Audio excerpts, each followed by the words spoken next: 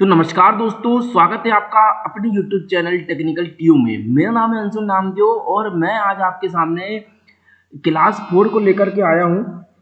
और यह क्लास 4 जो है यह बेसिक फिटिंग का पार्ट 3 है। तो चलिए दोस्तों, क्लास को हम स्टार्ट करते हैं। तो दोस्तों इसके पहले हमने 58 क्वेश्चन को कर चुका था, जो कि हमने 3 पार्ट में ख़त्म करे हैं। और यह हमारे चौथी क्लास है दोस्तों, और बेसिक फिटिंग की है, सेकंड पार्ट की है। तो चलिए दोस्तों स्टार्ट करते हैं। और दोस्तों जैसे यहाँ पर 59 क्वेश्चन में यहाँ पर लिखा हुआ है कि एस के रूप में चिन्हित भाग का नाम बताइए। अब दोस्तों जैसे कि आपको ये पता है कि ये माइक्रोमीटर है और आउटसाइड माइक्रोमीटर है। और दोस्तों इस तरीके का क्वेश्चन हमने बहुत सारे सॉल्व कर चुके हैं।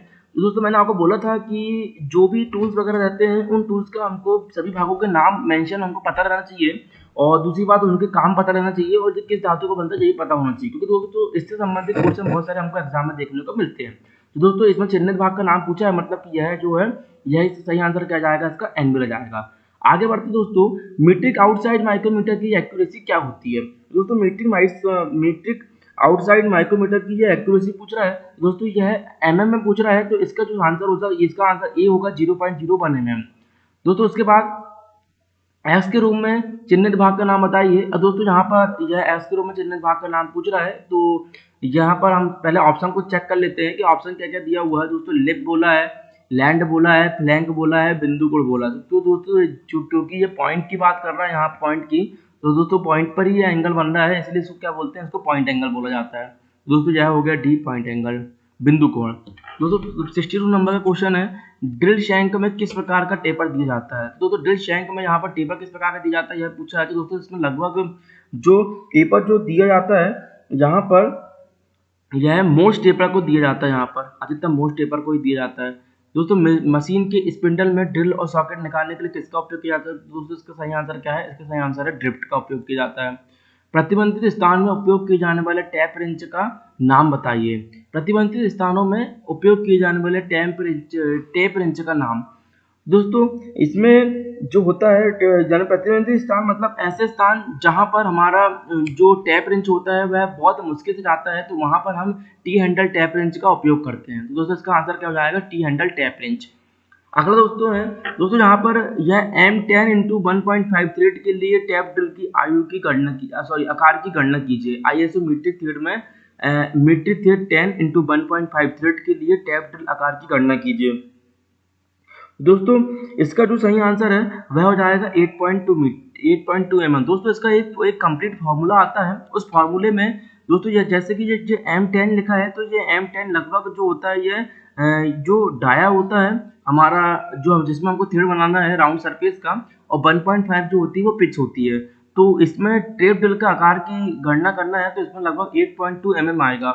अगर जैसे दोस्तों इसमें 66 नंबर का क्वेश्चन है, ड्रिल ऑपरेशन में फीट की इकाई क्या है। दोस्तों फीट जो होती है वह ड्रिल ऑपरेशन में क्या होता है दोस्तों, जैसे जैसे ये ड्रिल बिट यहाँ पर बना हुआ है, इसी में ही देखते हैं। अगर मान लो यहाँ पर कोई ऐसे वर्कपीस रखा हुआ है, ये इस वर्कपीस में हमको इस तरीके से वर्कपीस रखा हुआ है, इस वर्कपीस में अगर मान लो हमको यहाँ पर होल्ड करना है, ये होल्ड करना है। तो दोस्तों यहाँ पर होल्ड करने के लिए हमको इस जो आपका ड्रिल बिट है, इस ड्रिल बिट को नीचे की ओर क्या करना पड़ेगा, एक फोर्स अप्लाई करना पड़ेगा।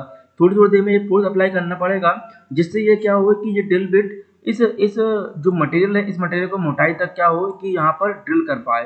तो दोस्तों उसी को क्या कहते हैं, फीट कहते हैं। अब दोस्तों फीट पूछा, फीट की इकाई पूछा, इकाई मतलब यूनिट पूछा है, तो इसकी इकाई जो होती है वह रिवॉल्यूशन में काउंट होती है। रिवॉल्यूशन में मतलब रिवॉल्यूशन क्योंकि ये राउंड घूमता है, यहाँ पर ये राउंड सरफेस घूमता है, तो इसको हम क्या कहते हैं, रिवॉल्यूशन कहते हैं। दोस्तों यह कौन सा रिवॉल्यूशन हो जाएगा, mm पर रिवॉल्यूशन। इसका सही आंसर हो जाएगा बी, mm पर रिवॉल्यूशन। दोस्तों अगला क्वेश्चन है 67 नंबर का, यहाँ पर क्वेश्चन है। यह क्वेश्चन जो है, वर्नियर कैलिपर्स में एस के रूप में चिन्हित भाग का नाम बताइए। वर्नियर कैलिपर्स में एस के रूप में चिन्हित भाग का नाम बताइए। दोस्तों एस के रूप में चिन्हित भाग यह वर्नियर कैलिपर्स के पीछे साइड में ये एक स्ट्रिप निकली होती है, इसका नाम पूछ रहा है। तो दोस्तों यह जो स्ट्रिप जो निकली होती है, इससे किसी भी पदार्थ की किसी भी शेप के हम गहराई को माप सकते हैं। अगर मान लो जैसे कि मान लो यह एक शेप है, इस शेप की हमको गहराई नापना है, तो इस गहराई को हम इजीली यहाँ पर हम इस तरीके से इससे नाप सकते हैं। तो दोस्तों इसको गहराई को नापते हैं, इसलिए इसको डेप्थ बार बोला जाता है। तो इसका सही आंसर क्या हो जाएगा, सी हो जाएगा, डेप्थ बार। अगला देखते हैं दोस्तों 68 नंबर के क्वेश्चन को देखते हैं। संयोजन सेट कॉम्बिनेशन सेट में प्रोटेक्टर हेड की परिशुद्धता, परिशुद्धता का मतलब क्या होता है, एक्यूरेसी। एक्यूरेसी मतलब ये कितनी एक्यूरेसी से इसमें काम कर सकता है। दोस्तों यह क्या हो जाएगा, 1 डिग्री की इसकी एक्यूरेसी हो जाएगी। अगला देखते हैं दोस्तों 69 नंबर का क्वेश्चन, एक ट्राई स्क्वायर की परिशुद्धता एक्यूरेसी क्या है। तो एक ट्राई स्क्वायर की जो एक्यूरेसी जो होती है वह लगभग 0.002 mm पर 10 mm लेंथ के लिए होती है। तो इसका आंसर क्या हो जाएगा, सी हो जाएगा।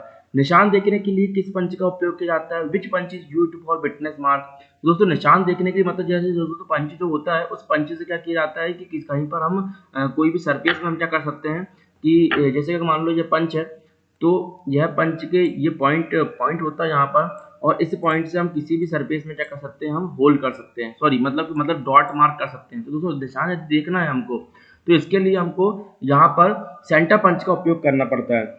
जी हाँ दोस्तों, इसका सही आंसर हो जाएगा 70 का सेंटर पंच, इसका क्या हो जाएगा, सही आंसर हो जाएगा। अगला देखते हैं दोस्तों, यहाँ पर 71 नंबर का क्वेश्चन है, उस कैलिपर का नाम बताइए जिसकी एक टांग एडजस्टेबल डिवाइड पॉइंट और दूसरा टांग मुड़ी हुई होती है। दोस्तों इसके पहले भी हमने इस प्रकार का क्वेश्चन देखे थे। इसमें जो सही आंसर हो जाएगा क्या हो जाएगा, जेनी कैलिपर हो जाएगा। जेनी कैलिपर इसका सही आंसर है। अगला क्वेश्चन है 72 नंबर का। 72 नंबर का क्वेश्चन होगा इसमें, सतह गेज में एक्स के रूप में चिन्हित भाग का नाम बताइए। अब दोस्तों यह सतह गेज है और दोस्तों यह सरफेस गेज होता है। इस सरफेस गेज का उपयोग है दोस्तों दो तीन इसके उपयोग है। सबसे पहले इसके प्राइमरी उपयोग तो ये है कि इसको सरफेस को मेजर करने के लिए उपयोग करते हैं। दूसरा इसका उपयोग बर्नियर हाइट गेज में करते हैं। बर्नियर हाइट गेज की इसमें मतलब कि बर्नियर हाइट गेज में हाइट को मापने के लिए करते हैं। और तीसरा इसका उपयोग जो है लेथ मशीन में करते हैं। लेथ मशीन में जब हम वर्कपीस को राउंड सरफेस को हम फिट करते हैं तो वहां पर भी इसका उपयोग करते हैं। और दोस्तों एस के रूप में नाम पूछ रहा है, मतलब यहाँ पर याले भाग का नाम पूछ रहा है, तो दोस्तों इसे ये कहते हैं, किसे कहा जाता है, इसे स्नग कहा जाता है, बी स्नग कहा जाता है। 73 नंबर का क्वेश्चन है। 73 नंबर में क्या पूछा गया है, संयोजन सेट कॉम्बिनेशन सेट में एस के रूप में चिन्हित भाग का नाम बताइए। तो दोस्तों कॉम्बिनेशन सेट में एस के रूप में यहाँ ये भाग है। तो दोस्तों इसमें जो पूछा गया है कि एस के रूप में चिन्हित भाग का नाम क्या है, तो दोस्तों एस के रूप में चिन्हित भाग का नाम क्या हो जाएगा, यहाँ पर प्रोटेक्टर हेड, मतलब इसका सही आंसर क्या हो जाएगा, प्रोटेक्टर हेड, डी आंसर इसका सही है। अगला क्वेश्चन दोस्तों यहाँ पर देखते हैं दोस्तों कि इसमें पूछा गया है कि which type of datum is followed, किस प्रकार के डेटम का पालन किया जाता है। दोस्तों 74 नंबर क्वेश्चन है। तो दोस्तों डेटम सरफेस का मतलब ये होता है कि जैसे कि ये वर्कपीस यहाँ पर दिया हुआ है, ये वर्कपीस का मेजरमेंट मतलब डायमेंशन किया गया है। ये डायमेंशन लाइन दिख रही है दोस्तों, इसमें डेटम सरफेस दी जाती है। जैसे यहाँ पर ये डेटम सरफेस दी गई है, ये जो आपको लाइन दिख रही है, तो किस डेटम का पालन किया जाता है यहाँ पर पूछा गया है। तो दोस्तों इसका सही आंसर हो जाएगा ये as datum, as datum, as datum. अगला क्वेश्चन देखते हैं, समानांतर ब्लॉक पैरेलल ब्लॉक का नाम क्या है। दोस्तों 75 नंबर क्वेश्चन है, यहाँ पर समानांतर ब्लॉक पैरेलल ब्लॉक का नाम पूछ रहा है। तो दोस्तों इसमें जो नाम हो जाएगा जो एडजस्टेबल पैरेलल ब्लॉक या समायोजित समानांतर ब्लॉक, इसका नाम हो जाएगा। तो दोस्तों इसको एडजस्टेबल क्यों कहते हैं, क्योंकि ये जो पैरेलल ब्लॉक है, समानांतर ब्लॉक है, इसको हम इसकी हाइट को, इसकी सरफेस को अपने अनुसार एडजस्ट कर सकते हैं, इसलिए इसे एडजस्टेबल पैरेलल ब्लॉक कहा जाता है। अगला देखते हैं, ग्रेड ए वी ब्लॉक के निर्माण के लिए किस मटेरियल का उपयोग किया जाता है। ग्रेड ए वी ब्लॉक की बात हो रही है दोस्तों, तो किस निर्माण के लिए किस मटेरियल का उपयोग किया जाता है। दोस्तों इसका सही आंसर क्या हो जाएगा, हाई क्वालिटी स्टील। दोस्तों ग्रेड ए की बात हो रही है, इसलिए यहाँ पर हाई क्वालिटी स्टील, उच्च गुणवत्ता वाला स्टील का उपयोग किया जाता है। दोस्तों 77 नंबर क्वेश्चन है, यहाँ पर कीवे की बात हो रही है। कीवे मतलब कुंजी मार्ग, मतलब जैसे कि जिस मार्ग पर जो हमारी चाबी होती है, जिसको हम लोकल लैंग्वेज चाबी बोलते हैं, की बोलते हैं, जिस मार्ग में की चलती है उसे कीवे बोलते हैं या कुंजी मार्ग कहते हैं, कि कोनों पर पदार्थों को हटाने के लिए किस छेनी का प्रयोग किया जाता है। दोस्तों यहाँ पर जो छेनी जो है दोस्तों मैंने इससे पहले वाले वीडियो में आपको छेनी बताया था। तो दोस्तों यहाँ पर डायमंड पॉइंट चीजल का उपयोग किया जाता है, डायमंड पॉइंट चीजल का या डायमंड पॉइंट चेजी का छेनी का उपयोग किया जाता है। अगला क्वेश्चन देखते हैं 78 नंबर का, किस फाइल में एक दिशा में दांतों कटे होते हैं। एक दिशा में दांतें कटे होते हैं, किस फाइल की बात हो रही है यहाँ पर दोस्तों, यह जो जाएगा सिंगल कंट फाइल, दोस्तों मैंने इसके पहले वाले वीडियो में भी मतलब दोस्तों यदि आपने मेरे इसके पहले वाला वीडियो नहीं देखा है तो डिस्क्रिप्शन में भी उस वीडियो की लिंक आपको मिल जाएगी और इसी वीडियो के आई बटन में भी आपको ये वीडियो मिल जाएगी। तो दोस्तों उस वीडियो को जरूर देखें, इसके पहले वाली क्लास में जरूर देखें। उस क्लास में मैंने डायग्राम के सहारे आपको बहुत सी चीज़ों को समझाने की कोशिश किया है।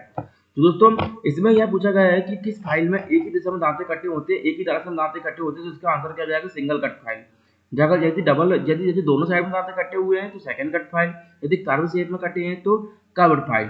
और दोस्तों double cut file, second cut file मतलब दोस्तों ये सेकंड कट फाइल जो है वह अकॉर्डिंग टू टीथ की ग्रेड के ऊपर डिपेंड करता है। Bastard file, second cut file, smooth file, ये उसके ऊपर डिपेंड करता है। अगली बात करते हैं दोस्तों, लकड़ी और चमड़े की फाइलिंग करने के लिए किस फाइल का उपयोग किया जाता है? तो दोस्तों इसका जो आंसर हो जाएगा यह हो जाएगा रास्ट कट फाइल। तो रास्ट कट फाइल का उपयोग मुलायम पदार्थों पर फाइलिंग करने के लिए उपयोग किया जाता है। अगला है दोस्तों 80 नंबर क्वेश्चन, क्यों फाइलों के कटिंग फेसेस के को लंबाई के साइड में थोड़ा बेबल किया जाता है?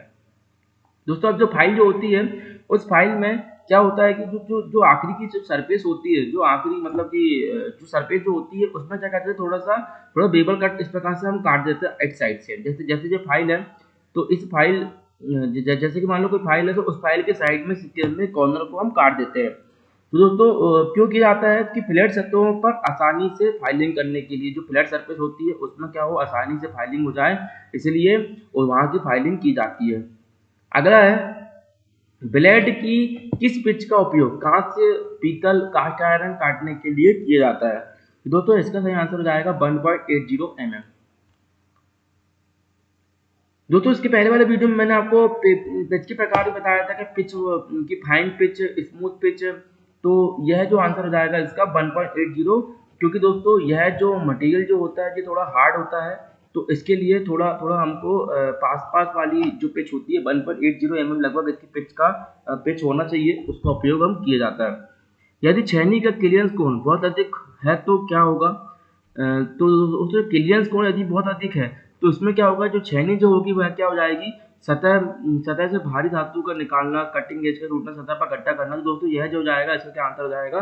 बी हो जाएगा, सतह पर गड्ढा करना। क्योंकि दोस्तों यदि क्लियरेंस कोण ज्यादा होगा तो छेनी जो होगी वह मटेरियल के ऊपर क्या होगी, ज्यादा क्या होगी, ज्यादा एंटर हो जाएगी, और ज्यादा एंटर हो जाएगी तो क्या होगा कि ये इस प्रकार से इसमें क्या करेगी, ज्यादा होल कर देगी। आगे बढ़ते दोस्तों, आगे पूछा गया है कि किस प्रकार के हथौड़े का उपयोग रिपीटिंग करने के लिए किया जाता है? तो दोस्तों रिपीटिंग करने के लिए बॉल पेन हैमर का उपयोग किया जाता है। बॉल पेन हैमर के ऊपर तो जो बॉल शेप का जो होता है उससे आसानी से आप रिपीटिंग को फिनिश कर सकते हैं, नो प्रॉब्लम। अगला देखते हैं दोस्तों 84, ड्रिलिंग ऑपरेशन में कटिंग की गति। दोस्तों ड्रिलिंग ऑपरेशन में कटिंग की गति पूछा गया है। तो दोस्तों जनरली जो ड्रिलिंग ऑपरेशन में जो कटिंग की गति जो है उसे मीटर पर मिनट को रखा जाता है, मीटर पर मिनट में काउंट किया जाता है। अगर देखते दोस्तों ड्रिल में एक्स के रूप में चिन्हित भाग का नाम बताइए। अब दोस्तों जो एक्स के रूप में जाला भाग पूछ रहा है, ये ड्रिल बिट की बात हो रही है कि ड्रिल बिट कहलाता है, ड्रिल बिट का नीचे वाला शेप है ये। तो यहाँ पर एक्स के रूप में चिन्हित भाग को पूछा गया है, तो दोस्तों इसमें यह भाग क्या हो जाएगा, लिप हो जाएगा। ये क्या कहलाता है, लिप कहलाता है। अगला ड्रिलिंग मशीन में एक्स के रूप में चिन्हित भाग का नाम बताइए। अब दोस्तों ड्रिलिंग मशीन में ये एक्स के रूप में चिन्हित भाग पूछ रहा है, ये ड्रिलिंग मशीन है। दोस्तों इसे जो कहा जाता है इसे ड्रिल चक कहा जाता है, या ड्रिल चक है दोस्तों जो कम डायमीटर के या कम छोटे आकार के जो ड्रिल बिट होते हैं उन ड्रिल बिटों को यहाँ पर ड्रिल चक में कसा जाता है। बाकी बड़े आकार के ड्रिल चकों को यहाँ पर स्लीव लगा करके डार्ट इसमें क्या कर दिया जाता है, फिट कर दिया जाता है। अगला क्वेश्चन, थ्रेड का माइनर व्यास, थ्रेड का माइनर व्यास क्या है? दोस्तों यहाँ पर थ्रेड के माइनर व्यास का फॉर्मूला पूछ रहा है कि माइनर व्यास क्या होता है। तो माइनर व्यास जो होता है वो major diameter minus 2 into depth के बराबर होता है। अगला देखते हैं एस के रूप में चिन्हित भाग का नाम बताइए। तो दोस्तों एस के रूप में चिन्हित भाग का यहाँ पर नाम पूछा गया है, तो यह क्या जाएगा, थिम्बल आ जाएगा। दोस्तों जाले भाग का नाम पूछ रहा है तो इसे क्या कहते हैं, इसे थिम्बल कहते हैं। ये आपका हो गया एनबिल, ये हो गया आपका स्पिंडल, जो हो गया आपका यू फ्रेम, ये हो गया आपका रैचेट स्टॉप। इस तरीके से ये पूरे के पूरे आपको इसके नाम, इसके पूरे भाग के नाम पता होना चाहिए। आगे देखते हैं दोस्तों, अगला क्वेश्चन देखते हैं 89 नंबर का क्वेश्चन है। अब दोस्तों यहाँ पर 50 से 75 mm की जो है वो रीडिंग पूछी गई है कि इसकी रीडिंग कितनी होती है, यहाँ पर यह पूछा गया है। दोस्तों जैसे कि आपको 50 से 75 mm का पूछा गया है, अब यहाँ पर आपको दिख रहा है कि 0 है, 5 है, 10 है। जब यहाँ पर 10 आ गया है और 10 के आगे थोड़ा बड़ा हुआ है तो 50 में 10 जोड़ा तो क्या हो गया, 60 हो गया। और दोस्तों 60 के बाद 1 2 3 मतलब दोस्तों लगभग ये क्या है कि 63 के लगभग क्या होगा, यह होगा। अगर चारों आंसर आपको 63 से संबंधित दिए हुए हैं दोस्तों, यहाँ पर क्या होगा कि आप थोड़ा इसको यहाँ पर चेक करना पड़ेगा। तो दोस्तों यहाँ पर जब हम चेक करेंगे तो ये 10 के आगे बढ़ा हुआ है दोस्तों, इसका सही आंसर क्या हो जाएगा 63.63 mm। अगला देखते हैं 90 नंबर क्वेश्चन, एक्स के रूप में चिह्नित भाग का नाम बताइए। तो दोस्तों यह सबसे पहली बात तो यह जो टूल्स है, ये इस टूल्स को कहा जाता है वर्नियर हाइट गेज कहा जाता है। वर्नियर हाइट गेज मतलब अब दोस्तों इसके भी दो उपयोग हैं। सबसे पहली बात तो इसका प्राइमरी उपयोग क्या है कि इसमें जो ये वाला भाग जो लगा हुआ है इसे ये कहते हैं, इसे स्क्राइबर कहते हैं। दोस्तों ये ऑफसेट स्क्राइबर जो है, इस स्क्राइबर की सहायता से जो भी वर्कपीस होता है उस वर्कपीस में आसानी से हम क्या कर सकते हैं, मार्किंग को कर सकते हैं। दोस्तों दूसरा इसका उपयोग जो है किसी भी वर्कपीस की, मान लो कोई भी वर्कपीस है तो उस वर्कपीस की हाइट को मेजर करने के लिए भी इसका उपयोग हम आसानी से कर सकते हैं। यहाँ पर हम हाइट को मेजर को हम आसानी से कर सकते हैं। दोस्तों अब एच के रूप में यहाँ पर चिह्नित भाग का नाम पूछ रहा है। दोस्तों एच के रूप में चिह्नित भाग का जो नाम है वो क्या हो जाएगा, फाइन एडजस्टिंग स्लाइड। अगला है इस वाइज का नाम बताइए। तो दोस्तों जैसे कि ये वाइज जो दिख रही है, यह वाइज जो है यह जनरली जो होता है टेबल में फिट होती है। तो टेबल में फिट होने के लिए इसलिए इसे कहा जाता है, इसे क्योंकि टेबल में फिट होती है इसलिए इसे कहा जाता है, इसे बेंच वाइज कहा जाता है। तो इसका आंसर क्या हो जाएगा, बेंच वाइज। अगला क्वेश्चन है एक्स के रूप में चिह्नित भाग का नाम बताइए। दोस्तों यह एक्स के रूप में चिह्नित भाग का नाम पूछ रहा है। तो दोस्तों इसके पहले भी मैंने आपको ये फाइल है, तो इस फाइल के मैंने आपको पूरे भाग का नाम बताया। तो जैसे कि ये टैंक हो गया, उसके बाद ये वाला भाग हील हो गया, उसके बाद ये वाला भाग जो साइड वाला भाग है एज हो गया, और यही वाला भाग तो पूछा गया है। दोस्तों ऐसे कहा जाता है, इसे सेप एज कहा जाता है। तो सेप एज इसलिए कहा जाता है क्योंकि यह जो फाइल है, यह जो फ्लैट फाइल है, इस फ्लैट फाइल के साइड में क्या होता है कि यहाँ पर तीथे नहीं कटे होते, जबकि इसके दूसरे साइड में क्या होता है, तीत कटे होते हैं। इसीलिए इसे कहा जाता है सेप एज फाइल कहा जाता है। अगला देखते हैं इस ऑपरेशन का नाम बताइए। दोस्तों यह जो ऑपरेशन है ये फ्लैट सरफेस है, और इस फ्लैट सरफेस में यह जो ट्राइस्कर जो रखा हुआ है, इस ट्राइस्कर की सहायता से जहाँ पर फिनिशिंग को या समतलता को चेक किया जा रहा है। दोस्तों यहाँ पर यह ऑप्शन क्या जाएगा, इसका चेकिंग फ्लैटनेस समतलता की जांच करना। अगला क्वेश्चन है कौन सी मार्किंग मीडिया को रफ फॉर्जिंग और कास्टिंग पर लगाया जाता है। तो दोस्तों रफ फॉर्जिंग और कास्टिंग लगाने के लिए व्हाइट वॉश को ही लगाया जाता है, क्योंकि दोस्तों रफ फॉर्जिंग और कास्टिंग की बात होती है तो यहाँ पर जो मार्किंग मीडिया जो है वह का बहुत ज़्यादा मिसयूज होता है, बहुत ज़्यादा खराब भी होता है। तो यहाँ पर व्हाइट वॉश का उपयोग किया जाता है क्योंकि ये सस्ता पड़ता है। अगला देखते हैं दोस्तों पुनः तेज किया हुआ डिवाइड बिंदु को फिनिश करने के लिए किसका उपयोग किया जाता है। तो दोस्तों इसका आंसर क्या हो जाएगा, ऑयल स्टोन। ऑयल स्टोन का उपयोग किया जाता है पुनः तेज किया हुआ डिवाइड बिंदु, मतलब कि जो डिवाइडेड पॉइंट जो होता है, रीशार्पनेड पॉइंट जो होता है उसे तेज करने के लिए ऑयल स्टोन का उपयोग किया जाता है। वेबर प्रोट्रैक्टर का उपयोग क्या है, वेबर प्रोट्रैक्टर का उपयोग क्या है। दोस्तों वेबर प्रोट्रैक्टर का उपयोग जो होता है वह थिकनेस मेजर द एंगल, कोण को मापने के लिए वेबर प्रोट्रैक्टर का उपयोग किया जाता है। दिखाई गई फाइल का नाम बताइए, नाम दें, दिखाई गई फाइल का नाम दें। दोस्तों दिखाई गई फाइल जो होती है, ये जो फाइल जो दिखाई गई है इसे क्या कहा जाता है, इसे टिंकर फाइल कहा जाता है, टिंकर्स फाइल कहा जाता है इसे। अगला है खोखली बेलनाकार जॉब्स को पकड़ने के लिए किस वाइज का उपयोग किया जाता है। तो यहाँ पर खोखली बेलनाकार जॉब्स को पकड़ने के लिए यहाँ पर पाइप वाइज का उपयोग किया जाता है। अगला है 99 नंबर क्वेश्चन है कंड्यूट और अन्य पतली ट्यूब को काटने के लिए हेक्सा ब्लेड के किस पिच का उपयोग किया जाता है। दोस्तों इसके पहले हमने फाइन हेक्सा ब्लेड देखे थे, तो उसमें हमने 1.8 को मार्क किया था क्योंकि उसमें मटेरियल जो कटिंग कर रहे थे हम लगभग पीतल का और कास्ट आयरन का उपयोग कर रहे थे हम। तो उसमें क्या होता है कि उसमें जो पिच होता है वह पास होना चाहिए, क्योंकि जरा सी भी गलती पर हमारी हेक्सा ब्लेड टूट सकती है। अब हम पतली ट्यूब को काटना है तो पतली ट्यूब को काटने के लिए हम 0.8 mm के पिच का हम उपयोग आसानी से कर सकते हैं। दोस्तों 100 नंबर क्वेश्चन है और यह आज की क्लास का आखिरी क्वेश्चन हम मान सकते हैं।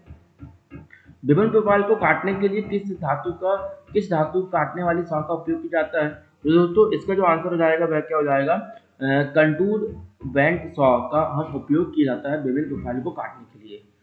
तो दोस्तों यह थे आज के क्वेश्चन। दोस्तों यदि आपको क्वेश्चन की सीरीज अच्छी लग रही हो तो मेरी इस वीडियो को लाइक करें और अपने दोस्तों के साथ में शेयर करें। और दोस्तों यदि आपको क्वेश्चन से संबंधित कोई भी डाउट हो तो आप कमेंट बॉक्स में मुझसे पूछ सकते हैं, और मेरी इंस्टाग्राम आईडी भी इसी वीडियो के डिस्क्रिप्शन में दी हुई है। तो आप मुझे इंस्टाग्राम में फॉलो कर सकते हैं और वहाँ पे अपना पर्सनल क्वेश्चन पूछ सकते हैं। तो चलिए दोस्तों, मिलते हैं आगे वाले वीडियो में। नमस्कार।